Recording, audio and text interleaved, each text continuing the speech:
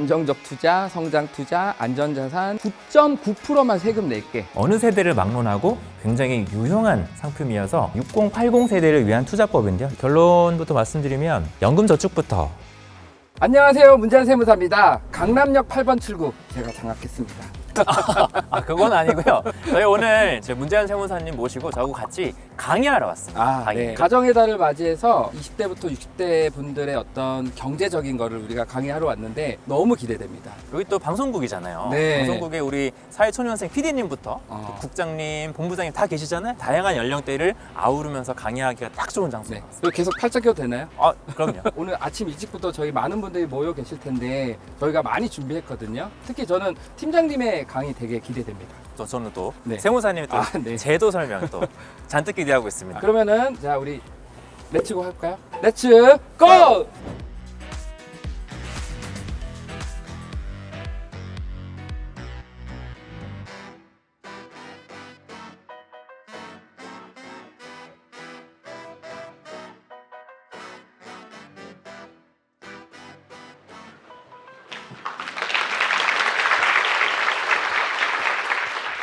인사드리겠습니다. 저는 삼성자산운용 이태부 투자솔루션팀의 이동호 팀장입니다. 반갑습니다.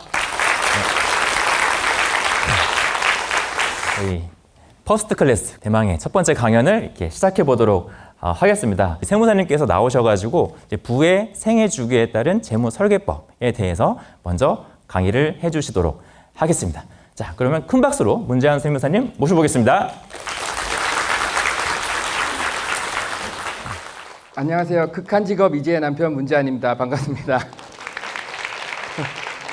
제가 요새 마운자로를 하고 있거든요. 그래서 배우에다 힘을 주고 있으니까 조금 불편하시더라도 머리 위쪽으로만 좀 봐주셨으면 좋겠고 오늘 제가 준비한 강의는 생애 주기별 재무 관련된 얘기입니다. 재무 로드맵이라고 적어봤는데 제가 오늘 이 강의를 통해서 여러분들에게 전달하고자 하는 메시지는 제가 그래도 지금 세무사 생활을 한 지 한 12년 정도 됐거든요. 수많은 자산가분들을 만나면서 왜 그분들의 얘기가 되게 궁금하지 않으세요? 그분들은 어떻게 부자가 됐고 어떤 고민을 하고 있는지 그런 것들을 조금 녹여서 이 강의 프레젠테이션에 담았다. 이렇게 보시면 될 것 같아요. 왜 우리는 지금 부의 로드맵을 그려야 하는가? 국가가 어렵고 좋을 수도 있고 나쁠 수 있는데 우리 가족은 노화의 방주를 해도 만들어 보는 게 좋지 않을까? 먼저 나는 돈을 어떻게 벌 것인가? 그게 바로 근로소득을 자산으로 전환하는 방법이거든요. 일단 우리는 아무것도 가지고 태어나지 않아요. 그래서 나는 열심히 내가 교육을 통해서 내가 직장을 얻었어요. 그래서 조금 약간 속된 말로 핏값을 통해서 나는 돈을 벌고 있는 거지. 이걸 우리가 근로소득이라고 하잖아요. 그러면 제일 중요한 자산은 뭐죠? 나잖아요. 근데 내가 아파 아니면 내가 이제 은퇴를 해. 저는 제 꿈이 은퇴하고 나서 하와이 이런 데서 살고 싶은 게 제 꿈이거든요. 근데 내가 만약에 준비를 못했다고 한다면 은퇴라는 게 없으니 언젠가는 계속 은퇴를 할 수 없는 상황까지 오는 거지. 결국 제가 하고 싶은 말은 뭐냐면 나는 열심히 내 시간을 투자해서 또는 내 시간을 소비해서 돈을 벌지만 이건 한계가 있다. 그래서 우리는 뭘 해야 되냐면 내 근로소득을 통해서 자본을 축적을 해야 됩니다. 이 자본을 축적을 한 상태에서 더 한번 나아가 보는 거야. 그게 부동산이 될 수도 있고 주식이 될 수도 있고 배당소득이 들어온다든지 아니면 나는 컨텐츠를 찍을 수도 있고 다양한 본인만의 상황에 맞게끔 시스템 소득이라는 걸 만들어가지고 만약에 대비를 할 수가 있다면 언젠가는 은퇴가 안 좋은 어떤 상황이 아니라 약간 축복적인 은퇴가 될 수 있겠죠. 그래서 하와이에서 이제 커피 한 잔 마시면서 이제 바닷가를 볼 수 있는 아니면 제주도에서 바닷가를 볼 수 있는 삶을 살 수 있는 거죠. 그렇게 해서 열심히 내가 벌었어. 근데 나 혼자라면 상관없지만 내 자녀가 있어. 또는 내가 사랑하는 우리 배우자가 있어. 뭘 줘야 돼. 그때는 이제 세대 이전에 대한 고민을 하는 거죠. 그래서 그렇게 생각을 해보면 이게 지금 현재 내가 갖고 있는 몸값을 한번 계산을 해볼 수가 있다고 저는 생각을 해요. 무슨 말이냐? 내가 만약에 지금 표를 보시면 20억을 은행에 예금했어요. 그래서 이자율이 1%래. 그럼 매년 1%씩 나한테 주니까 2천만 원을 은행에서 나한테 이자 소득으로 주겠죠? 이해하셨죠? 그러면 반대로 내가 연봉이 2천만 원이야. 내가 연봉이 2천만 원인 사람은 반대로 생각하면 내 몸값은 20억인 거예요. 이해되세요? 그러니까 여기 대부분 자산이 지금 벌써 여기 앉아 계신 분들은 이미 자산이 20억, 30억이신 분들이에요. 그래서 내가 이렇게 해서 인적 자본을 모았어. 내 몸 중요한데 한계가 있어요. 무슨 한계가 있냐? 나이가 들면 감가상각이 돼요. 힘들어져. 계속해서 언젠간 은퇴를 한다면 지금 뭐 인적 자본이 계속 하향하잖아요. 자산의 가치가 0이 되는 거야. 이때 60대가 됐을 때 나를 지켜줄 수 있는 게 뭐냐? 나와 똑같은 자산을 만들어 놓으시면 돼요. 내가 지금 30억 원의 가치가 있으니 그래 나는 그러면 30억 원어치의 금융자산을 만들어 놓으시면 되는 거죠. 발은 쉽지만. 그래서 생애 주기별 자산 비중을 한번 이렇게 한번 정리해봤어요. 그래서 20대 때는 내 몸이 자산이죠. 여러 가지 재테크 교육을 통해서 금융자산을 이제 그래 나면 투자도 해보자라고 생각해서 이제 자산을 계속 불려 나가서 60대가 됐을 때 이제 비중이 바뀌면 그래도 인적 자산이 금융 자산으로 바뀌는 어떤 순간이 되지 않을까 생각됩니다. 사실 이게 제가 가장 하고 싶었던 얘기예요. 우리가 급여를 받으면 월 급여 통장을 뭐 한 4개 정도 나눠 볼 수 있겠죠. 그중에 투자 통장을 만들어 놓는다면 내가 100을 벌어. 근데 내가 투자 비중을 한 40 정도 내가 맞춰놔. 아니면 50 정도 맞춰놔. 이렇게 생각을 해본다면 투자 통장을 가지고 이렇게 안정적 투자, 성장 투자, 안전자산, 뭐 공격적인 투자를 한번 해보는 거죠. 그러면 근로소득 절세, 당연히 여기 계신 분이 아무래도 직장인들이 많으실 거니까 요거는 이제 조금 그냥 짚고 넘어가면 신용카드, 체크카드 항상 물어보시는 거니까 총급여 25% 이상 써야 나오는 거거든요.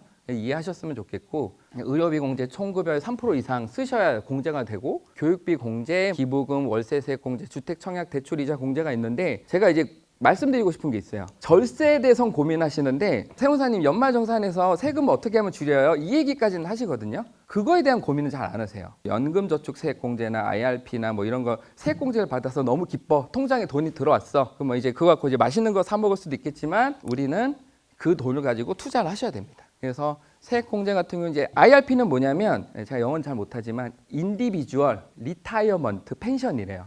그러니까 R이 리타이어먼트니까 은퇴. 그러니까 우리가 ISA랑 IRP가 항상 헷갈리거든요. 그래서 그래서 은퇴다. 우리 국민이 혼자서 이렇게 노화의 방조를 만드는 걸 힘들어할 수 있잖아. 그래서 국가는 제도를 만들었는데 3층 연금이라는 제도를 만들어놨어. 그게 뭐냐면 국민연금, 퇴직연금, 그다음에 사적연금. 그 중에 IRP가 퇴직연금 계좌예요. 이걸 불입을 하면요 연간 900만 원 한도로 이제 세액 공제가 된다고 하니까 한번 찾아보시면 어렵지 않고. 그래서 뭐 이렇게 운영 수익에 비과세가 있고.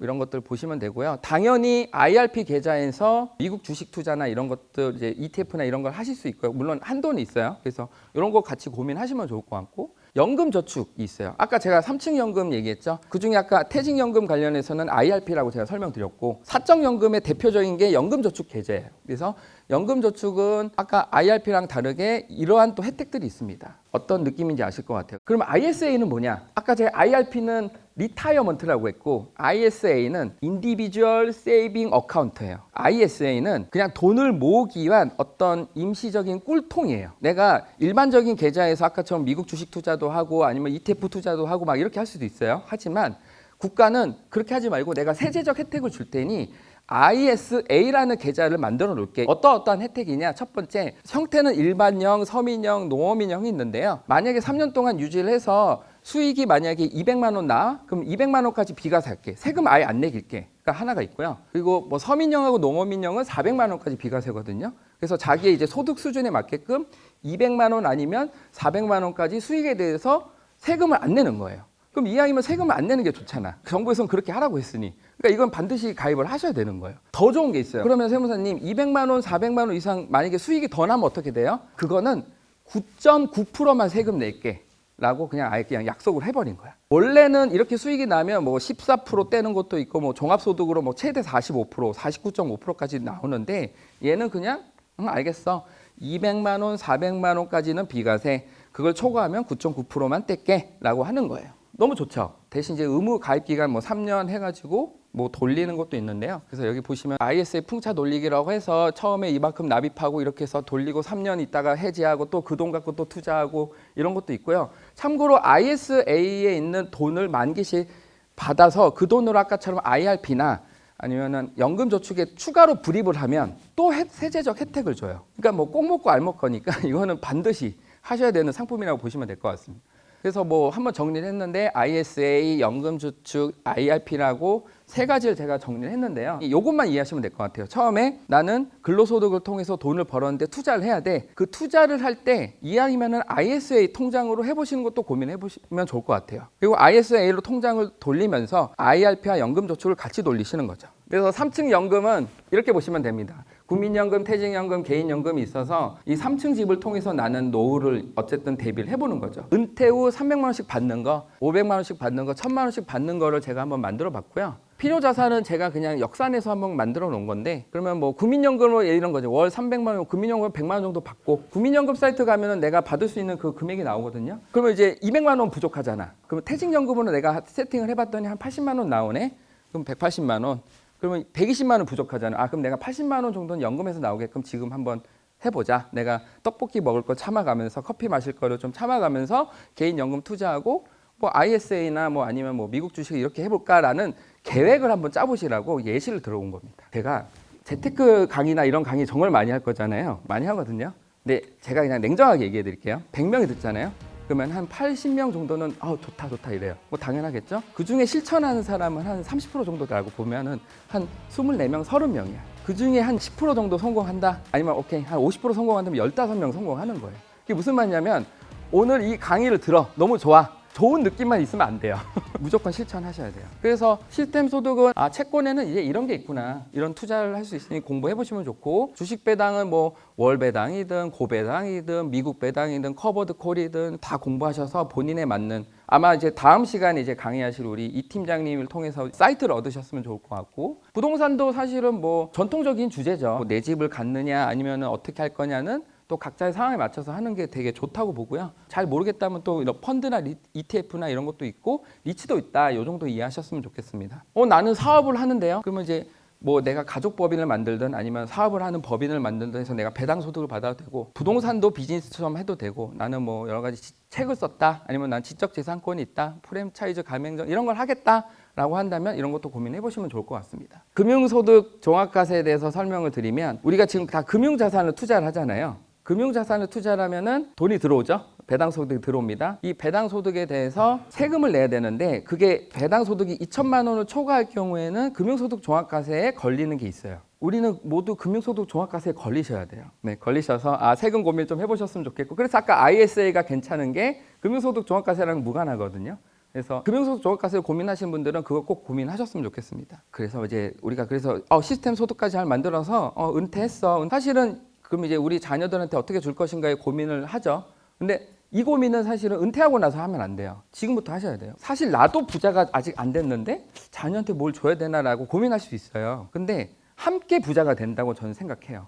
그래서 내가 부자가 되는 거를 공부하듯이 우리 자녀도 부자가 될 수 있는 방법들을 같이 공부하시는 게 저는 좋다고 생각합니다. 그래서 물고기를 직접 주시는 방법도 고민하겠지만, 낚싯대를 주는 건 뭐냐면 한국에서 뭐 가족법인을 만든다든지 아니면 자녀한테 2천만 원 증여하고 어떻게 보면 배당주를 미리미리 세팅한다든지 이런 것들을 조금 해보시는 게 좋겠죠. 그럼 캐시플로우가 지속적으로 나오니까 그 캐시플로우를 가지고 또 한 번 투자를 하는 거죠. 그래서 증여세는 이제 뭐 10%, 30억 초과는 최대 50%까지 세율 체계가 있고요. 그리고 10년 주기로 배우자 6억 원, 뭐 5천만 원, 이 얘기는 많이 들어보셨는데, 중요한 건 이건 신고를 하셔야 적용이 돼요. 내가 계좌 이체했어. 난 증여라고 생각하는 건 아무도 인정을 안 해줘요. 5천만 원이나 배우자 6억을 빼주려면 신고를 해야 적용됩니다. 또 한번 좀 정리를 해보면, 태어나서 2천만 원, 10년 지나서 2천만 원, 그 다음에 20살 때 5천만 원, 30세 됐을 때 5천만 원, 뭐 40대 때 5천만 원 주시면 또 감사드리고. 네. 근데 어쨌든 이렇게 해서 1억 4천 정도 되면 이 아이가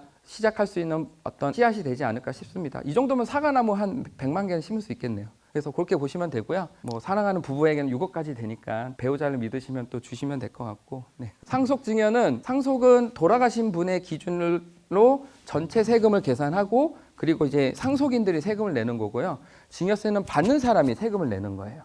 그래서 약간 그 차이가 있고, 상속세는 일단 기본적으로 무조건 묻고 따지지 않고 5억은 빼준다. 근데 배우자가 있다면, 단존 배우자가 있다면 사망 당시에 그 배우자가 있는 거에서 실제로 받는 것까지 한계가 있지만 5억에서 30억까지는 공제를 해줍니다. 물론 이제 이 배우자도 사망을 당시엔 단존 배우자가 없기 때문에 배우자 상속 공제가 없죠.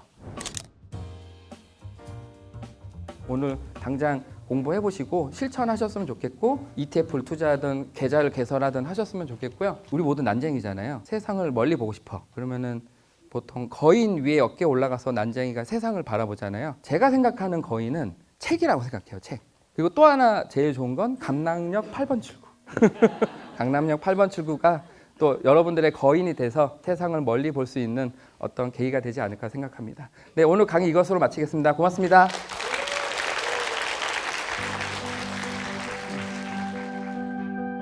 문재현 세무사님의 강의 잘 들으셨죠? 나를 위한 투자법, 그 다음에 은퇴를 앞둔 부모님을 위한 인출기를 앞둔 투자법, 그 다음에 우리 자녀의 재산 증식을 위한 투자법, 요거에 대해서 한번 간단하게 설명을 드려보겠습니다. 투자라는 거는 뭐 내가 오늘 사가지고 수익을 얼마나 벌었다, 즉 속도를 노리는 게 아니라 그 시간을 내가 잘 버팀으로써 얻어내는 이 수익이라고 생각을 좀 하셔야 될 것 같아요. 결국에는 투자하실 때 내가 가져야 될 마음가짐은 지금처럼 어떤 전쟁통에도 흔들리지 않는 일관된 투자 전략을 가져가시는 게 상당히 중요한데, 그 투자 전략이 결국엔 뭐냐라고 했을 때 ETF라는 상품을 활용해서 장기 투자를 하시는 것이 결국 정답이겠다 말씀을 드릴 수 있겠습니다. 그래서 이 왼쪽 아래 그림이 보시면 미국의 대표 지수인 S&P 500 지수와 그 다음에 우리나라 코스피 지수를 여기 보시면 하루 투자했을 때의 각각의 손실 확률부터 쭉 장기 투자했을 때 각각의 손실 확률들을 쭉 그림으로 나타낸 거예요. 장기 투자를 하시면 다 손실이 사라지는 케이스들 보이시죠? 즉 장기적으로 우상향해온 되게 검증된 지수들에 대해서는 장기 투자하실수록 당연히 이 손실률을 없앨 수 있다.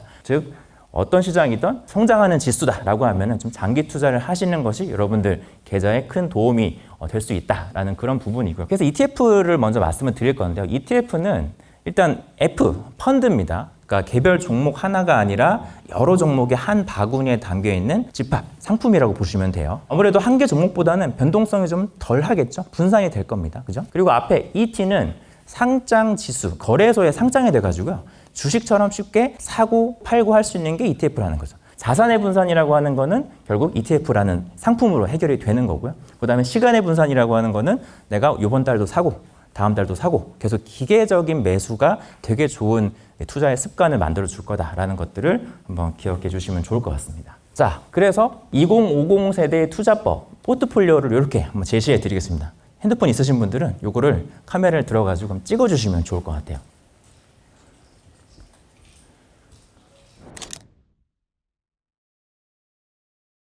그래서 하나씩 설명을 드려보겠습니다. 연금 계좌에서의 투자 자체는 이걸 하나의 집짓기다라고 생각하시면 좋아요. 대표 지수가 가장 밑에 깔리죠. 주춧돌이라고 생각하시면 되고요. 그 다음에 집의 기둥이 역할을 해주는 게 바로 이 성장 테마. 자산 배분이 우리 집의 지붕 역할을 하는 거고요. 그 다음에 배당금을 받으실 수 있는 그런 상품들도 있는데 우리 수도 필요하고 전기 필요하잖아요. 예, 그런 것들을 활용하는 형태로 보시면 될 것 같아요. 하나씩 설명을 드려볼 텐데요. 시장 전체를 따라가는 대표 지수형 ETF를 요것부터 여러분들 꼭 투자의 필수템으로 가져가셨으면 하는 겁니다. 일단 우리나라 한국의 대표 시장 지수 코스피 200 너무 잘 아실 거고요. 그 다음에 미국의 500개 기업을 다 모아놓은 지수가 있습니다. S&P 500이라고 하는 지수. 그 다음에 100개로 줄였는데 좀 더 기술주에 집중해서 만들어 놓은 나스닥 100이라고 하는 지수가 이렇게 보시다시피 있습니다. 그래서 이런 대표 지수형들은 왜 좋으냐? 이게 우리가 어떤 개별 종목을 투자했을 때는 이 종목이 언제 돈을 벌어들이고 그게 또 언제 주가로 연결될지는 우리가 사실상 알 수도 없고요. 또 고점, 저점을 우리가 또 타이밍을 맞출 수 있나요? 어렵습니다. 그런데 어떤 여러 종목들, 좋은 종목들이 포함된 지수 하나만 잘 투자를 하고 있으면 이 기업이 성장에 따라서 그 지수에서 차지하는 비중이 점점 커집니다. 예를 들면 엔비디아도 지금은 S&P 500에서 차지하는 비중이 한 7% 정도 되는데 과거에 처음 상장했을 땐 그거보다 비중이 훨씬 작았을 거예요. 그러면서 이 지수의 영향도를 높여간다. 반대로 시대의 흐름에 잘 적응하지 못해가지고 이제 주가가 빠지는 종목들도 있겠죠. 근데 그런 종목들은 이 지수에서 차지하는 비중이 점점 줄어들면서 지수에 주는 영향도를 줄이고 심한 경우에는 정기 변경이라는 걸 통해 가지고 편줄까지 된다. 즉 다시 또 좋은 기업이 또 들어오겠죠. 그러니까 내가 시장의 어떤 변화를 민감하게 관찰하면서 이번엔 이번 테마, 다음 테마는 뭐지? 이런 고민을 딱히 할 필요가 없는 게 이 대표 지수형 투자라는 거죠. 그래서 이런 부분을 꾸준하게 장기 투자하셨을 때의 시간이 만들어주는 효과들이 굉장히 탁월할 거다라고 하는 게 주춧돌, 이 대표 지수 투자가 될 것 같고요. 대표 지수형 투자는 정답인 건 다 아시는데 이것만 투자하시면 조금 뭐랄까 좀 답답해요. 움직이는 거야 마는 거야 막 이런 생각도 좀 들고 그런 부분에서 어떤 수익률 측면에서 조금 더 나의 이 계좌에 부스터를 만들어줄 테마형 ETF들은 이런 정도의 테마를 좀 보시면 좋을 것 같습니다. 특히나 지금 AI 시대에 가장 많은 병목이 일어나는 그 곳을 잘 찾아보시면 되거든요. 어떤 테마형, 섹터형에 투자하실 때는 늘 이 병목에 투자하는 게 언제나 정답이었습니다. 수요는 많아지는데 공급이 그걸 못 따라가는 그런 시장이 지금 어디냐? 가장 큰 곳이 반도체고요. 그 다음이 전력. 그리고 이제 막 본격적으로 병목이 시작되는 곳이 바로 요 광통신이라는 시장이거든요.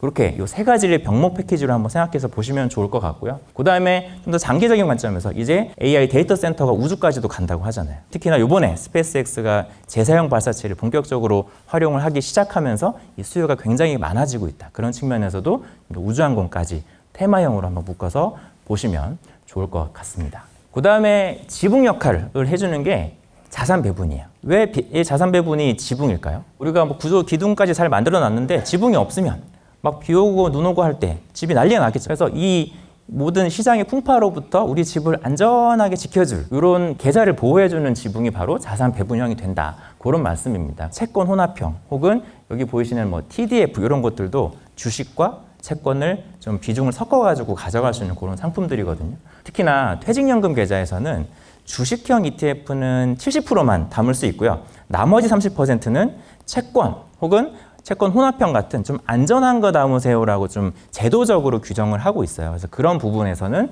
특히나 이런 채권 혼합형, TDF 같은 상품들을 좀 활용해 보시면 좋을 것 같습니다. 자산 배분에 이어서 보너스로 월배당 ETF도 하나 준비를 했는데요. 이 월배당 ETF라는 거는 연금을 적립하시는 시기에 계신 분들이나 아니면 연금을 이제 인출하셔야 되는 우리 어머님, 아버님 세대, 이 어느 세대를 막론하고 굉장히 유용한 상품이어서 이렇게 한번 소개해 드리려고 합니다. 월배당이라는 게 예전에는 은퇴하신 분들이 가입하시는 분들이 되게 많았는데 최근에는 뭐예요? 젊은 분들 중에서 상당히 많고요. 그리고 지금 여행비 마련하려고 혹은 뭐 자녀 교육비, 학원비 내려고 준비하시는 분들도 되게 많습니다. 점점 더 주식에서 나오는 배당뿐만 아니라 이제는 이 시장의 파생 상품 같은 것도 활용해 가지고 배당금을 더 많이 늘려가는 형태의 상품들도 많이 나오고 있죠. 그거는 뭐 연금 계좌에서는 내가 이걸 들고 있으면 돈이 나오면 일단 인출은 안 되실 거예요. 근데 그거를 그냥 다른 상품, 내가 사고 싶은 상품에 더 얹어서 투자하시는 것도 가능하시고, 혹은 연금 계좌가 아니더라도 일반 계좌에서 빼서 쓰실 수 있는 것들이 바로 월배당 ETF다.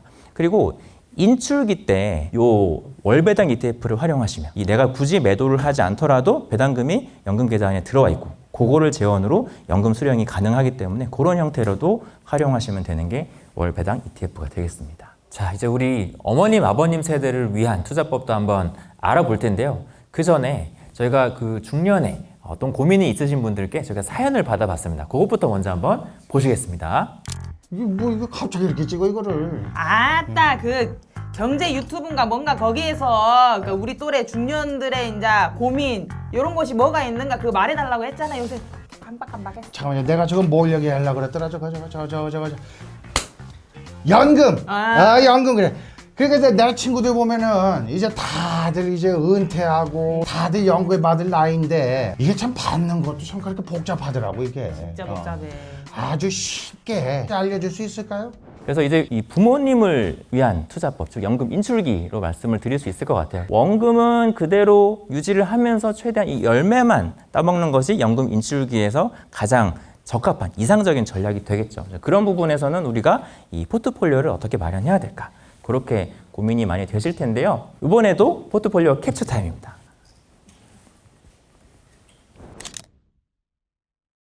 (6080) 세대를 위한 투자법인데요. 여기서 핵심은 뭐예요? 지금까지는 불렸어요. 계속 불리는 데 집중을 했기 때문에 주식의 비중이 높았습니다. 이제는 그 불려온 거를 안전하게 잃지 않고 지키는 투자로 전환하는 거죠. 근데 지키지만 그렇다고 해서 다 매도하냐? 그거 아니죠. 일정 부분 비중 조절을 통해 가지고 어떤 성장 테마에서 일정 부분 투자를 하되 대신에 이제 비중으로 조절을 한다. 이렇게 보시면 될 것 같고요. 좀 안전하게 배당 위주로 포트폴리오를 꾸리는 게 바로 이런 인출기 때의 투자법이다라고 생각해 주시면 좋을 것 같습니다. 그래서 배당금을 많이 주는 고배당주가 됐던 이 커버드 콜 형태의 상품이 됐던 앞서 말씀드렸다시피 이 분배금을 생활비에 쓰시거나 또 다른 또 자산을 매수하신다거나 확보할 수 있는 현금 흐름 자체로서 굉장히 좋은 파이프라인이 된다.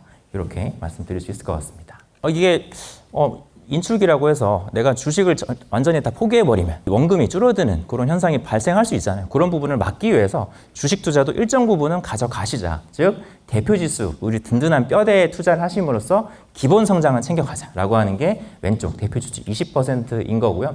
그 다음 아까 성장하는 테마들을 투자하되 거기도 비중은 20%에 국한을 지어가지고 알파 수익을 이 정도는 추구를 해 나가시자.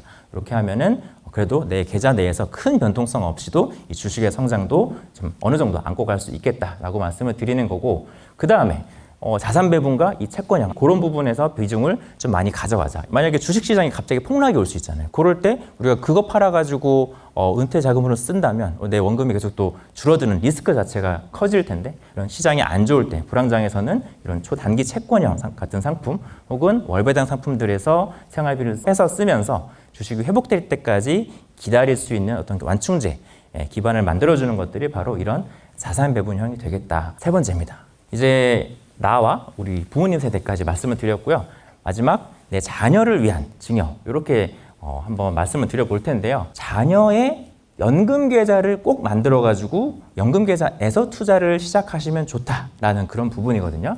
뭐냐면 연금 계좌의 혜택들을 이제 많은 분들이 알고 계실 것 같습니다. 내가 나중에 연금으로 수령하기 전까지는 과세가 전혀 없거든요. 계속해서 과세를 이연시켜 가면서 투자를 많이 하면 좀 더 그 세금 부분만큼은 복리 효과를 키워 나갈 수 있다라는 부분인데, 우리가 연금저축이 있고 퇴직연금이라는 게 있어요. 근데 이 연금저축 계좌는 가입 자격에 제한이 없습니다. 즉 소득이 없더라도, 즉 자녀도 아기 때부터도 만들 수 있는 게 자녀의 연금 계좌다라는 거죠. 눈치 빠른 어머님들은 그때부터 육아 관련된 용돈이라든지 부모님들한테 명절 때 용돈 받는 거 다 자녀의 연금 계좌로 넣어가지고 쭉쭉 잘 불려주고 계시는 것을 보실 수가 있겠습니다. 이렇게 하면 나중에 연금 형태로, 즉 55세 넘어가지고 연금 형태로 수령하면은 3.3에서 5.5%만 또 과세하고 나오기 때문에 일반 계좌보다 훨씬 더 저율이죠. 괜찮죠? 근데 그렇다고 그럼 55년을 기다리란 말입니까? 혹시라도 내가 중간에 돈이 필요할 때가 있어요. 그럴 때 출금이 되느냐? 됩니다.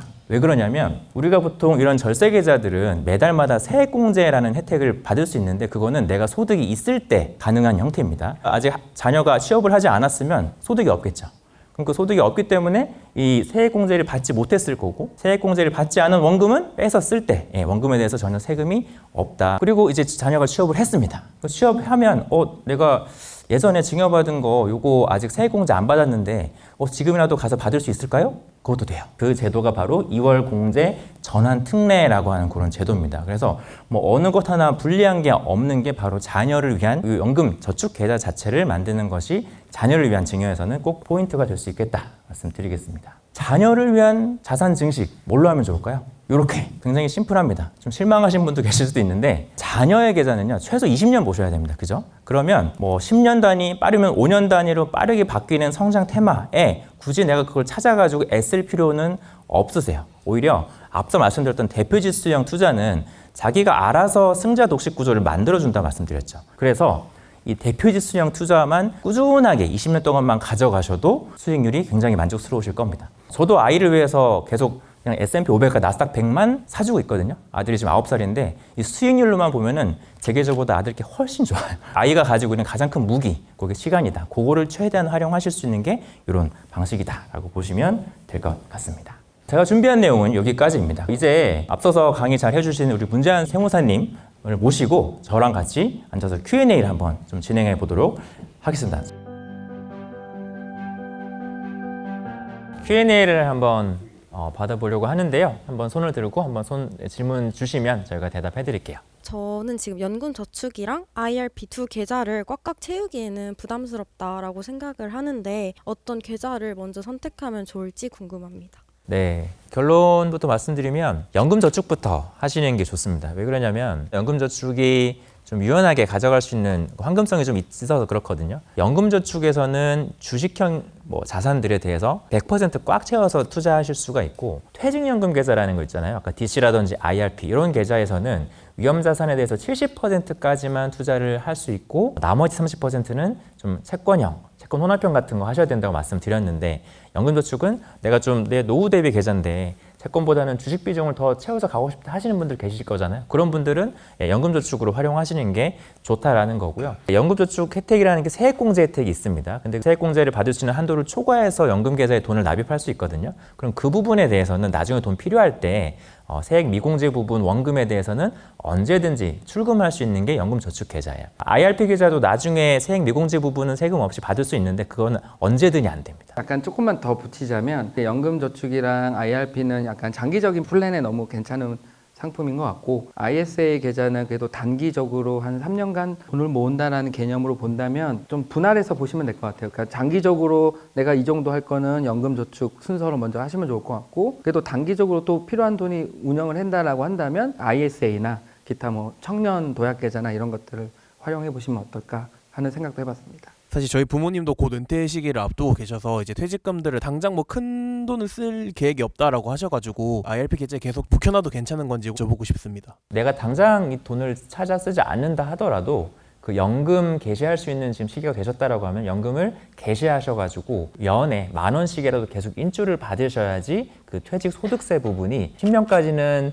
30% 할인되고요. 차후 20년까지는 40%, 그다음 그 이후부터는 50%까지 할인이 되기 때문에 꼭 돈이 안 필요하다 하더라도 연 10,000원씩은 계속 인출하시는 것이 좋은 전략이 될 것 같습니다. 좀 질문이 좀 더 깊어지는 것 같은데 오늘 방송 촬영은 여기까지 하는 걸로 하고 지금부터는 카메라 끄고 나서 계속해서 이어가 보도록. 그렇죠. 예, 또 카메라 뒤에서 할 수 있는 얘기들이 있잖아요. 네, 그렇게 하겠습니다.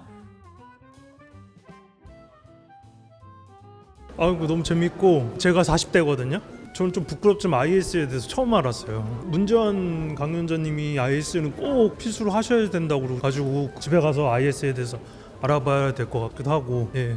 이제 앞으로 100세 시대라고 그러잖아요. 아직 50년 남았기 때문에 이런 강연이 많이 도움이 되고 재밌었습니다. 프리랜서다 보니까 IRP, ISA, 연금저축계좌 다 만들어 놨거든요. 그거를 좀 표로 나눠서 제안해 주셨던 게 제일 도움이 많이 됐던 것 같아요. 아, 물론이죠. 특히 약간 부모님도 어떻게 했으면 좋을지 얘기를 해주셔서 나중에는 부모님까지 모시고 좀 올 수 있었으면 좋겠어요. 사실 투자를 할 때 그 방향성을 잡기가 사실 쉽지가 않은데 뭐 가령 ISA랑 뭐 연금저축 펀드, IRP를 어떤 비중으로 해야 되는지 약간 황금 비율 같은 것들을 잘 알려주시고 세대별로 어떻게 나눠서 좀 투자를 하면 되는지 방향성을 확실히 알려주시는 터라 굉장히 큰 도움이 되었습니다. 네, 저는 진짜 잘 모르는 초짜였는데요. 투자를 집 짓는 거에 비유를 해주셨는데 그 부분이 되게 인상 깊고 너무 재밌게 들었습니다. 저한테는 많은 도움이 됐어요. 궁금했던 점들이 많았었거든요. 자녀에 대한 그 상속 문제, 주식에 관한 것들 그런 거에 대해서는 조금 많이 아는 것 같아요. 퍼스트 클래스 파이팅!